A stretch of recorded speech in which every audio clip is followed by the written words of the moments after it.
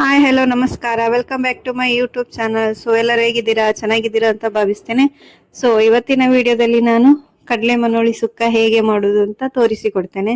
So ಅದಕ್ಕೂ ಮೊದಲೇ ನನ್ನ ಚಾನಲ್ ಇನ್ನು ಯಾರು ಸಬ್ಸ್ಕ್ರೈಬ್ ಮಾಡಿಲ್ಲ, ಸಬ್ಸ್ಕ್ರೈಬ್ ಮಾಡಿ ಹಾಗೂ ಲೈಕ್ ಕಮೆಂಟ್ ಶೇರು ಮಾಡಿ. ಮೊದಲಿಗೆ ನಾನಿಲ್ಲಿ ಕಡಲೆಯನ್ನು ನೆನೆಸಿಟ್ಕೊಂಡಿದ್ದೇನೆ. ಬೆಳಗ್ಗೆ ಒಂದು 8 ಗಂಟೆಗೆ ನೆನಿಲಿಕ್ಕೆ ಹಾಕಿದ್ದೆ. ಸೊ ಒಂದು 4 ಅವರ್ಸ್ ನೆನೆಸಿದ್ದೇನೆ ಕಡಲೆನ.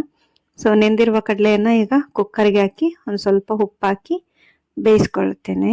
ಸೊ ಒಂದು ಸ್ವಲ್ಪ ಉಪ್ಪು ಹಾಕದಿದ್ರೆ ಅದು ಕಡಲೆ ಮತ್ತೆ ಪಲ್ಯದೊಟ್ಟಿಗೆ ಚಪ್ಪೆ ಚಪ್ಪೆ ಅನಿಸ್ತದೆ, ಟೇಸ್ಟ್ ಬರೋದಿಲ್ಲ. ಸೊ ಹಾಗಾಗಿ ಸ್ವಲ್ಪ ಉಪ್ಪು ಹಾಕೊಂಡು ಅದನ್ನ ಒಂದು 2 ರಿಂದ 3 ವಿಜಿಲ್ ಆಗುವಷ್ಟು ಬೇಯಿಸ್ಕೊಳ್ತೇನೆ. ಸೊ ಇದಾದ್ಮೇಲೆ ನಾನು ಆಲ್ರೆಡಿ ಚಿಕ್ಕದಾಗಿ ತೊಂಡೆಕಾಯನ್ನ ಅಥವಾ ಮನೋಳಿ ಏನಿದೆ ಅದನ್ನ ಕಟ್ ಮಾಡಿ ಇಟ್ಕೊಂಡಿದ್ದೇನೆ ಚಿಕ್ಕದಾಗಿ. ಸೊ ಅದನ್ನ ಇನ್ನೊಂದ್ ಸೈಡ್ ಬೇಯಲಿಕ್ಕೆ ಇಟ್ಕೊಳ್ತೇನೆ. 2 ಒಟ್ಟಿಗೆ ಬೇಯಿಸಿದ್ರೆ ಅದು ಮಿಜ್ಜಿ ಮಿಜ್ಜಿ ಆಗ್ತದೆ ಇದ್ರೊಟ್ಟಿಗೆ, ಕಡಲೆ ಒಟ್ಟಿಗೆ. ಸೊ ಹಾಗಾಗಿ ಇದನ್ನು ಸಪ್ರೇಟ್ ಆಗಿ ಒಂದು ನೀರಲ್ಲಿ ಹಾಕಿ ಸ್ವಲ್ಪ ಉಪ್ಪು ಹಾಕಿ ಬೇಯಿಸ್ಕೊಳ್ತೇನೆ. ಒಂದು ಕಡೆ ತೊಂಡೆಕಾಯಿ ಬೇಯಲಿಕ್ಕೆ ಇಟ್ಟಿದ್ದೇನೆ. ನೆಕ್ಸ್ಟ್ ಈಗ ಮಸಾಲೆಯನ್ನು ಮಾಡಿಕೊಳ್ಳುವ. ಮಸಾಲೆಗೆ ನಾನಿಲ್ಲಿ ಮೊದಲಿಗೆ ಒಂದು 5 ರಿಂದ 10 ಉದ್ದ ಮೆಣಸು ಮತ್ತೆ ಗಿಡ್ಡ ಮೆಣಸು 2 ಸೇರಿ 5 ರಿಂದ 10 ತಗೊಂಡಿದ್ದೇನೆ. ನೆಕ್ಸ್ಟ್ ಜೀರಿಗೆ, ಆಮೇಲೆ ಒಂದೆರಡು ಸ್ವಲ್ಪ 4-5 ಕಾಳು ಮೆಂತೆ ಕಾಳು, ನೆಕ್ಸ್ಟ್ ಕೊತ್ತಂಬರಿ ಒಂದು 2.5 ರಿಂದ 3 ಟೇಬಲ್ ಸ್ಪೂನ್ ಆಗುವಷ್ಟು ಕೊತ್ತಂಬರಿ ಬೀಜ, ನೆಕ್ಸ್ಟ್ ಅರ್ಧ ಹೋಳಾಗುವಷ್ಟು ತೆಂಗಿನಕಾಯಿ ತಗೊಂಡಿದ್ದೇನೆ. ಸೊ ಇಷ್ಟು ತಕೊಂಡು ಇದನ್ನ ಫಸ್ಟ್ ಹುರ್ಕೊಳ್ಬೇಕು. ನಾನಿಲ್ಲಿ ಮೊದಲಿಗೆ ಮೆಣಸಿನಕಾಯನ್ನ ಹುರಿದುಕೊಳ್ತಿದ್ದೇನೆ. ಉದ್ದ ಮೆಣಸು ಮತ್ತೆ ಗಿಡ್ಡ ಮೆಣಸು 2 ಸೇರಿ ಒಂದು 10-12 ತಗೊಂಡಿದ್ದೇನೆ. ಸೊ ಉದ್ದ ಮೆಣಸು ಬಂದ್ಬಿಟ್ಟು ಕಲರಿಗೆ, ಗಿಡ್ಡ ಮೆಣಸು ಒಂದು ಸ್ವಲ್ಪ ಖಾರ ಬರಲಿಕ್ಕೆ, ಹಾಗಾಗಿ ಮೆಣಸಿನಕಾಯಿನ ತಗೊಂಡಿದ್ದೀನಿ ಇಷ್ಟು. ಸೊ ಇದನ್ನ ಫಸ್ಟ್ ಹುರಿದುಕೊಳ್ಬೇಕು. ಸೊ ಮೆಣಸಿನಕಾಯಿನ ಮೊದಲಿಗೆ ಹುರಿದುಕೊಳ್ಳೋಣ. ಸೊ ಮೆಣಸಿನಕಾಯಿ ಆದ್ಮೇಲೆ ನೆಕ್ಸ್ಟ್ ಕೊತ್ತಂಬರಿ ಬೀಜ ಮತ್ತೆ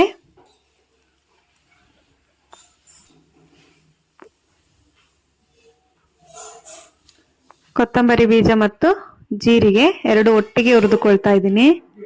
ಇದೆರಡು ಒಟ್ಟಿಗೆ ಹುರಿದುಕೊಳ್ಬೇಕು. ಮತ್ತೆ ಮೆಂತೆ ಕಾಳು ಕೂಡ ಇದೆ, ಒಂದು 4 ರಿಂದ 5 ಮೆಂತೆ ಕಾಳು ಹಾಕಿದ್ದೇನೆ. ಜಾಸ್ತಿ ಹಾಕಿದ್ರೆ ಮೆಂತೆ ಕಹಿ ಆಗ್ತದೆ, ಹಾಗಾಗಿ ಒಂದು 4 ರಿಂದ 5 ಹಾಕಿದ್ದೇನೆ. ಸೊ ಇವುಗಳನ್ನೆಲ್ಲ ಚೆನ್ನಾಗಿ ಫ್ರೈ ಮಾಡ್ಕೋಬೇಕು. ಚೆನ್ನಾಗಿ ಫ್ರೈ ಮಾಡ್ಕೊಳ್ಳೋದ್ರಿಂದ ಸೊ ಹಸಿ ಸ್ಮೆಲ್ ಹೋಗ್ತದೆ, ಒಳ್ಳೆ ಘಮ ಘಮ ಅಂತ ಸ್ಮೆಲ್ ಬರುತ್ತೆ. ಸೊ ಅದು ಸುವಾಸನೆ ಬರೋವರೆಗೂ ಹುರ್ಕೊಳ್ಬೇಕು. ಸ್ವಲ್ಪ ಕಲರ್ ಚೇಂಜ್ ಆಗೋವರೆಗೂ ಹುರ್ಕೊಳ್ಬೇಕು. ಎಷ್ಟು ಕಲರ್ ಚೇಂಜ್ ಆದ್ಮೇಲೆ ನೆಕ್ಸ್ಟ್ ಹುರಿದುಕೊಂಡಿರೋದನ್ನ ಮಿಕ್ಸಿ ಜಾರಿಗೆ ಹಾಕಿಕೊಳ್ಬೇಕು.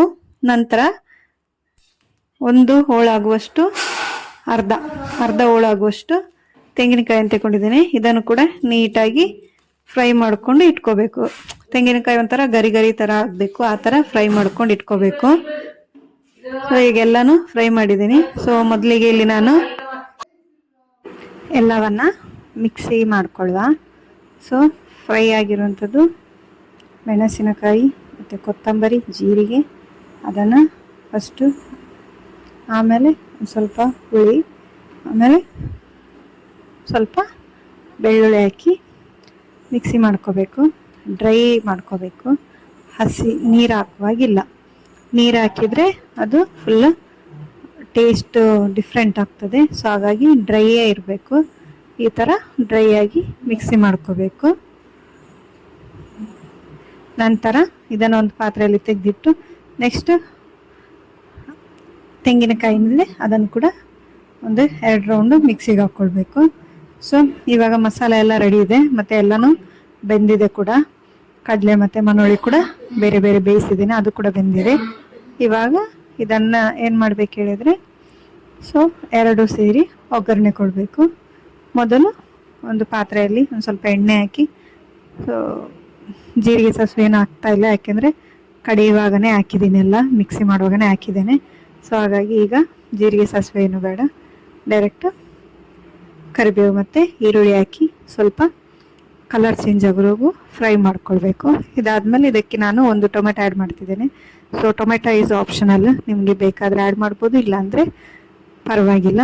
ಸೊ ಹುಳಿ ಜಾಸ್ತಿ ಬೇಕು ಅಥವಾ ಸ್ವಲ್ಪ ಹುಳಿ ಇರಲಿ ಅನ್ನೋರಿಗೆ ಟೊಮೆಟೊ ಆ್ಯಡ್ ಮಾಡ್ಬೋದು. ಯಾಕೆಂದರೆ ನಾನು ಆಲ್ರೆಡಿ ಹುಳಿ ಕೂಡ ಆ್ಯಡ್ ಮಾಡಿದ್ದೀನಿ. ಸ್ವಲ್ಪ ಒಂದು ಟೊಮೆಟೊ ಕೂಡ ಆ್ಯಡ್ ಮಾಡ್ತಿದ್ದೀನಿ.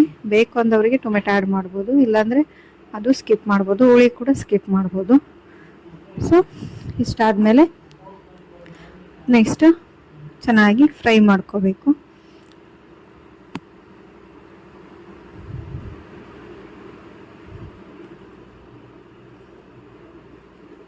ಸೊ ಈರುಳ್ಳಿ ಎಲ್ಲ ಚೆನ್ನಾಗಿ ಫ್ರೈ ಆಗಿದೆ. ಇವಾಗ ಟೊಮೆಟೊ ಹಾಕಿ ಟೊಮೆಟೊವನ್ನು ಫ್ರೈ ಮಾಡ್ಕೋಬೇಕು ಚೆನ್ನಾಗಿ. ಸೊ ಇದು ಚಪಾತಿ, ರೊಟ್ಟಿ ಮತ್ತು ಈ ದೋಸೆ ಐಟಮ್ಗಳಿಗೇನಿದೆ ತುಂಬ ಟೇಸ್ಟಿಯಾಗಿರ್ತದೆ. ಮತ್ತು ಹೀಗೆ ಬೇರೆ ರೈಸ್ ಐಟಮ್ಗೆ ಕೂಡ ಚೆನ್ನಾಗಿರ್ತದೆ. ತುಂಬ ಅಂದರೆ ತುಂಬ ಟೇಸ್ಟಿಯಾಗಿರುತ್ತೆ. ಸುಕ್ಕ ನಾವೀಗ ಹೇಗೆ ಚಿಕನ್ ಸುಕ್ಕ ಮಾಡ್ತೇವೆ ಸೇಮ್ ಅದೇ ರೀತಿ ಕೂಡ ಇದನ್ನು ಮಾಡುವಂಥದ್ದು. ಸೊ ಇದು ಕೂಡ ಒಂದು ಸ್ವಲ್ಪ ಅದೇ ಥರ ಟೇಸ್ಟ್ ಬರುತ್ತೆ, ಬಟ್ ಚಿಕನ್ನೇ ಬೇರೆ ಆಗುತ್ತಲ್ವ, ಸೊ ಸ್ವಲ್ಪ ವೇರಿಯೇಷನ್ ಆಗುತ್ತೆ. ಸೊ ನೋಡ್ಬೋದು ಇಲ್ಲಿ ನಾನು ಬೆಂದಿರುವ ಮನೋಳಿ ಏನಿದೆ, ಮನೋಳಿಯನ್ನು ಅಂದರೆ ತೊಂಡೆಕಾಯಿ, ಅದನ್ನು ಉಪ್ಪು ಹಾಕಿ ಸ್ವಲ್ಪ ಬೇಯಿಸಿಟ್ಕೊಂಡಿದ್ದೇನೆ, ಅದನ್ನು ಆ್ಯಡ್ ಮಾಡ್ತಿದ್ದೇನೆ.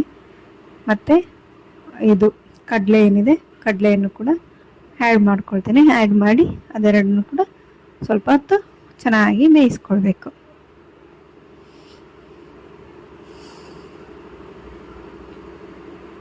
ಸೊ ಕಡಲೆ ಮತ್ತು ಮನೋಳಿ ಚೆನ್ನಾಗಿ ಬೆಂದಿದೆ.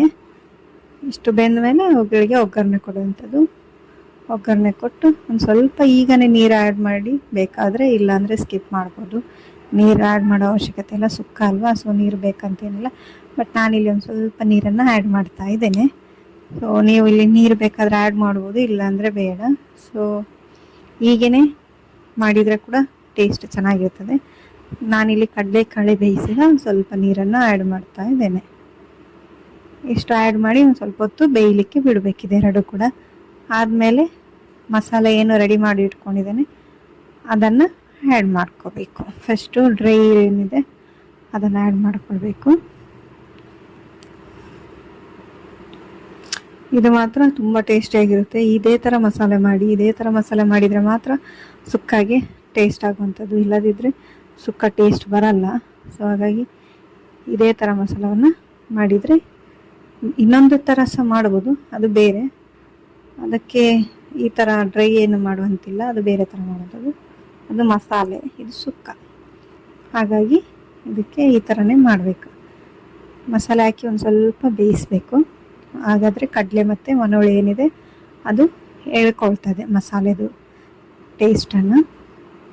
ಆದಮೇಲೆ ಇದು ತೆಂಗಿನಕಾಯಿ ಏನಿದೆ, ತೆಂಗಿನಕಾಯಿ ಮಿಕ್ಸಿಗೆ ಹಾಕಿರೋದನ್ನು ಕೂಡ ಹಾಕಿ ಚೆನ್ನಾಗಿ ತಿರುಗಿಸ್ಕೋಬೇಕು. ತಿರುಗಿಸ್ಕೊಂಡು ಒಂದು ಸ್ವಲ್ಪ ನಾನು ನೀರು ಆ್ಯಡ್ ಮಾಡ್ತಿದ್ದೇನೆ, ಬೇಕಾದರೆ ಮಾತ್ರ, ಇಲ್ಲಾಂದರೆ ನೀರು ಬೇಡ. ಸೊ ನನಗಿಲ್ಲೊಂದು ಸ್ವಲ್ಪ ಗ್ರೇವಿ ಇರಲಿ ಅಂತ ನೀರು ಆ್ಯಡ್ ಮಾಡ್ತಿದ್ದೀನಿ. ಬಿಟ್ಟರೆ